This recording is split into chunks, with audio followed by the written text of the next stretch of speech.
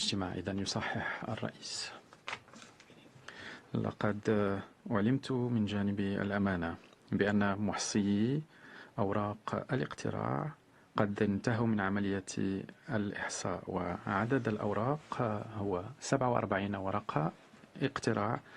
عدد الورقات غير الصالحة هو 0، وعدد ورقات الاقتراع الصالحة هو 47 ورقة اقتراع. بالنسبة للامتناعات هناك 0 امتناع. بالنسبة لعدد الأعضاء الحاضرين والذين صوتوا هو 47، والأغلبية العادية الضرورية هي 24. وعدد الأصوات المحصل عليها: صاحب السعادة عمر زنيبر الممثل الدائم للمغرب حصل على 30 صوتا، وصاحب السعادة السيد مكوليسي نكوسي الممثل الدائم لجنوب أفريقيا قد حصل على 17 صوتا. وبحصوله على أغلبية الأصوات فإن ممثل مجموعة أفريقيا يتم انتخابه رئيسا لمجلس حقوق الإنسان للدورة 18، وهو السيد صاحب السعادة عمر زنيبر.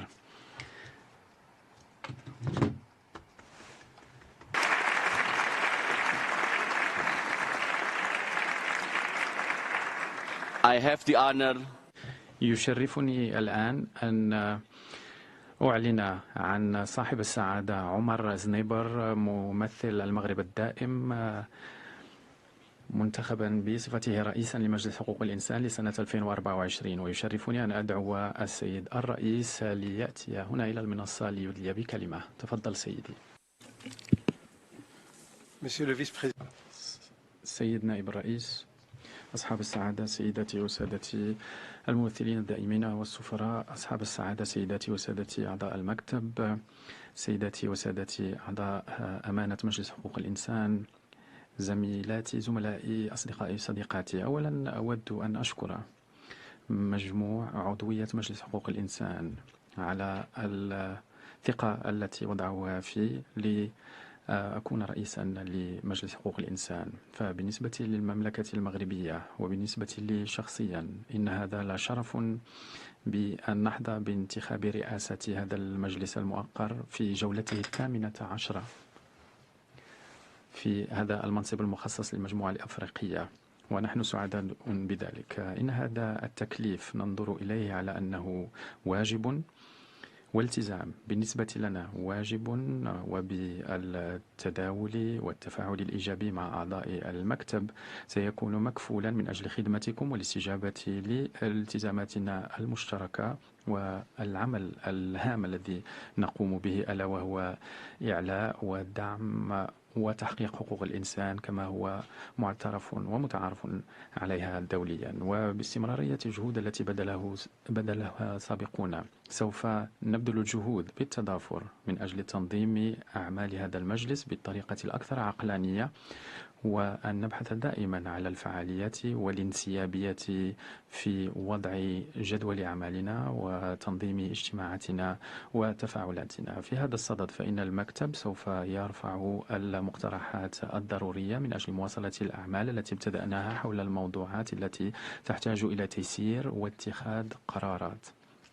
كذلك فإننا نسعد بالحضور إلى جانبنا في المكتب بأصحاب السعادة سيدة هيدي شرودر فوكس المندوبة الدائمة لفنلندا، السيد فبريان غودياد الممثل الدائم لأندونيسيا، السيد داريوس تانيليوس المندوب الدائم لليثوانيا، والسيد مارسيلو سكابيني ريكاردي المندوب الدائم للباراغواي. سوف أنهض بالرئاسة بروح الانفتاح وأن أكون متوفرا دائما لكل مكونات هذا المجلس، سواء كانوا دولا أعضو أو دولا مراقبة أو مجتمعا مدنيا أو أي هيئة أخرى أممية أو طرف معني التي تلعب دورا هاما في الدفع قدما بأعمال هذا المجلس. إن عمل الرئاسة سوف يهم كذلك وبكل حياد المداولات مع رئيس المفوضية السامية في مختلف الملفات والأخذ بخبرتهم التي سوف نأخذ بها في أعمالنا. ومنذ أن تقدمنا بترشحنا لرئاسة هذا المجلس لقد عقدت اجتماعات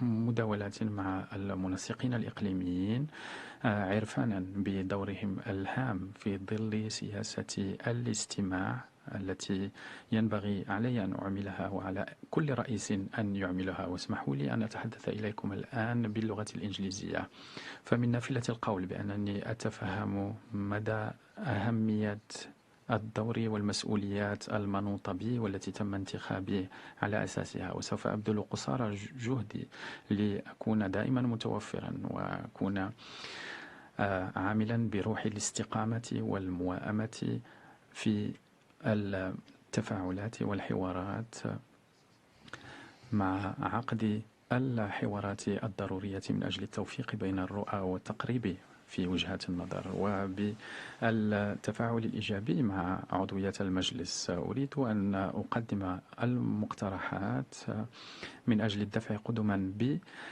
بمصالحنا المشتركة دفاعا وإعلاء لحقوق الإنسان. وأود قبل أن أختتم قولي بأقول لكم أصالة عن نفسي بأنني شاكر لزميلي السيد نكوسي وأتمنى له حظا سعيدا فيما تبقى من أعماله.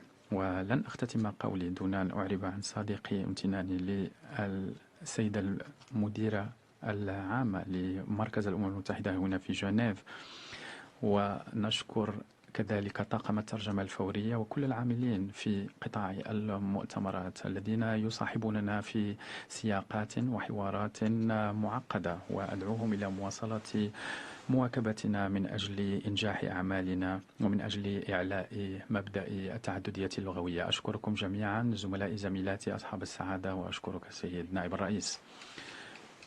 شكرا لك سيد رئيس المجلس.